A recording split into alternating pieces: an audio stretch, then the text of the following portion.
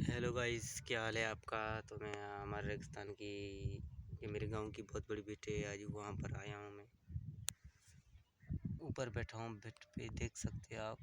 ऊपर हूँ मैं और ये पेड़ पड़ा है। बहुत खूबसूरत पेड़ होते हैं हमारे रेगिस्तान के यहाँ, इसलिए आज आया हूँ रेगिस्तान के पेड़ देखने और आप लोगों को भी दिखाने। हाँ, मैं रेगिस्तान में ही रहता हूँ, छोटे से गाँव में ब्लॉगिंग करता हूँ। और आप दोस्तों की सपोर्ट की ज़रूरत है। सपोर्ट करोगे तो यार बहुत अच्छी वीडियो बनाऊंगा मैं। सपोर्ट यार कोई करता है नहीं, ये यूट्यूब पे पता नहीं हमारी वीडियो कैसी लगती है। उन लोगों को कोई भी सपोर्ट नहीं करता हम लोगों को।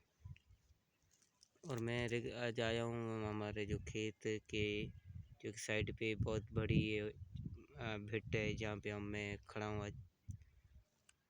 और ये हमारा नीचे हमारे खेत पड़ी है, देख सकते हैं आप। वो पड़ी है।